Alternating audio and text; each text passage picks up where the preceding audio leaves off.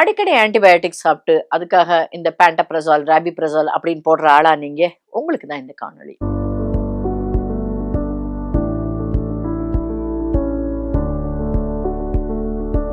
Proton pump inhibitors அப்படின்னு சொல்லக்கூடிய பேண்டப்ரசால், ராபிப்ரசால் group medicines எடுக்கும்போது அது வந்து மைக்ரைனை ட்ரிகர் பண்ணுது அப்படின்ட்டுன்னு ஆராய்ச்சிகள் மூலமா அஹ், வெளி நிரூபணமாயிருக்கு.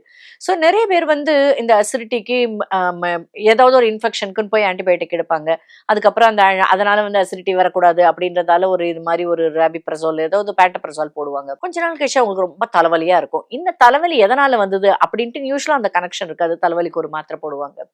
ஸோ நிறைய பேருக்கு ஆராய்ச்சிகள் பண்ணி பார்த்ததுல இது மாதிரியான மருந்துகள் சாப்பிடும்போது அதுல வந்து ஒரு 10 பேர் அது வழின்னு எடுத்துக்கிட்டா அதுல கிட்டத்தட்ட ஒரு 6 பேருக்கு மைக்ரைன் வந்து உண்டு பண்றதா ஆராய்ச்சிகள் மூலமா வெளியாயிருக்கு. அதனால கூடுமான வரைக்கும் நீங்க வந்து ஆன்டிபயோட்டிக் எடுக்கிற ஆளா இருந்துச்சுன்னா இந்த புரோட்டான் பம்ப் இன்ஹிபிட்டர்ஸ் அப்படின்னு சொல்லக்கூடிய இது மாதிரியான மருந்துகள் எடுக்காம வேற ஏதாவது உங்களுடைய அசிடிட்டி வராமல் இருக்க நீங்க சாப்பிடலாம். பொதுவாகவே ஆயுர்வேத மருந்துகள் வந்து அசிடிட்டி வராமல் தடுக்கிறதுல வந்து எக்ஸலண்ட் ஆக்ஷன் உண்டு. அதுல ஒண்ணுதான் இந்த அத்திமதுரம். இந்த அத்திமதுரம் வந்து அதிகப்படியான ஆசிட்டை குறைக்கிறதோடு அந்த ஒரு ஆசிடை நியூட்ரலைஸ் பண்ணக்கூடிய ஒரு அருமையான ஆக்டிவிட்டி உண்டு. இந்த அத்திமதுரம் வந்து ஒரு 3 கிராம் ஒரு கொஞ்சம் நெய்யோட கலந்து நீங்க சாப்பிட்டுட்டு வரலாம். இப்போ ஆன்டிபயோட்டிக் எடுத்தே தீரணும், ஆனா எனக்கு வந்து அசிடிட்டி மாதிரி வருது, என்ன பண்றது டாக்டர் அப்படின்னா இந்த அத்திமதுரம் சூர்ணம் ஒரு 3 கிராம் எடுத்து இந்த தேனோட கலந்து சாப்பாட்டுக்கு முன்னாடி காலைல மத்தியானம் நைட்டு 3 வேளை எடுத்துட்டு வரலாம். அதே மாதிரி ஜீரகம் கூட பிராட் ஸ்பெக்ட்ரம் ஆன்டிபயோட்டிக் மாதிரி அதுவே ஒர்க் பண்ணுங்க.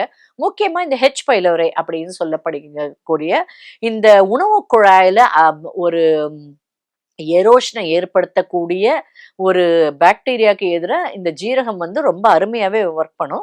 ஸோ உங்களுக்கு அசிடிட்டி அதிகமாக வருது, நான் அடிக்கடி ட்ராவல் பண்ணுறேன், எனக்கு வந்து வெளியில் ஹோட்டலில் சாப்பிட்றேன், எனக்கு இது மாதிரி அசிடிட்டி வருது அப்படின்னா நீங்கள் அதிமதுரம் ஒரு 10 கிராம், ஜீரகம் ஒரு 10 கிராம் பொடியை கலந்து வச்சுங்க.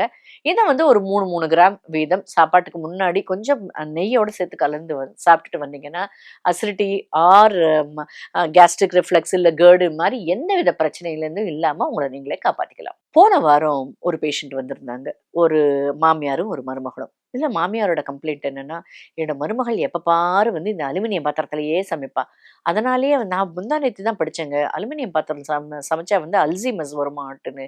எனக்கு இப்போல்லாம் அடிக்கடி மறதி எல்லாம் வருதுங்க, ஒரு மாதிரி என்னமோ கை நடுங்கிற மாதிரி இருக்கு, இது எல்லாமே அந்த பொண்ணு அலுமினியம் பாத்திரத்தில் சமைச்சு தான் எனக்கு இப்படி வந்தது அப்படின்னு நிறைய பேர் வந்து இது மாதிரி சம்மந்தம் இல்லாமல் யோசிச்சுட்டு இதனாலேயே நிறைய பிரச்சனைகளை கொண்டு வராங்க.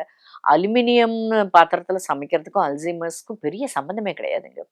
அலுமினியம் எல்லாரும் வந்து இப்ப சோசியல் மீடியால என்ன, ஐயோ அலுமினியம் பாத்திரத்துல சமைக்கிறீங்களா, அது பெரிய விஷமாச்சே அப்படின்ட்டு. அப்படியெல்லாம் கிடையாது, அப்படியெல்லாம் ஒன்றும் விஷம் எல்லாம் ஆகிறது இல்லை. அலுமினியம் பாத்திரத்துல ஒன்று கோட்டட் வரும், கோட்டடான அலுமினியம் பாத்திரத்தை யூஸ் பண்றதால நமக்கு ஒன்றுமே ப்ராப்ளம் இல்லை. ஒருவேளை நான் கோட்டடா இப்போ நீங்க பெரிய பெரிய கடையில எல்லாம் போனீங்கன்னா வந்து பெரிய பெரிய பாத்திரத்துல தான் சமைப்பாங்க. கல்யாணத்திலேயே வந்து பெரிய பெரிய அலுமினியம் பாத்திரத்துல தான் சமைப்பாங்க. ஸோ வெறுமனே வந்து ஒரு புளிப்பு இல்லாத ஒரு ஒரு உணவை சமைக்கிறதால இந்த அலுமினிய பாத்திரத்துல எதுவும் பிரச்சனையே வரதில்லை. புளிப்பு அதிகமா இருக்கிற உணவு நிறைய மணி நேரங்களுக்கு ஹை டெம்பரேச்சர்ல சமைத்தால் மட்டுமே இந்த அலுமினியம்ன்றது அந்த உணவுல இறங்கலாம். சரியா? அது அதிக மணி நேரம் சமைக்கணும். இப்போ வந்து ஒரு அதிகப்படியான புளிப்பு, பயங்கர ஒரு காரக்குழம்பு இல்லை ஒரு புளிக்குழம்பு ஒரு 7-8 மணி நேரம் கொதிச்சா அப்போ அந்த அலுமினியம் வந்து அந்த புளிப்புனால வந்து அந்த உணவுல இறங்கும். அந்த அளவுக்கு நம்ம யாருமே சமைக்கிறது இல்லை. ஒருவேளை அது மாதிரி சமைச்சாலும் அது மாதிரியால அலுமினியம் நம்ம உடம்புல போச்சுன்னா அதை டீடாக்ஸ் பண்ணவே இருக்கு நம்ம லிவரை நம்ம நல்லபடியா வச்சுக்கிட்டா நம்ம அதை பத்தி கவலையே பட வேணாம். அதனால வீட்டுல ஏதோ ஒரு கொஞ்ச நாளைக்கு ஒரு சாதம் அலுமினியம் குக்கர்ல வைக்கிறாங்க, இல்லாட்டி ஏதோ ஒரு பொரியல் அலுமினியம் பாத்திரத்துல பண்றாங்கன்னா அதனால வந்து கேன்சர் வந்துடும், அல்ஜீமர் வந்துடும் அப்படியெல்லாம் பயப்பட தேவையே இல்லை, தாராளமா சமைக்கலாம்.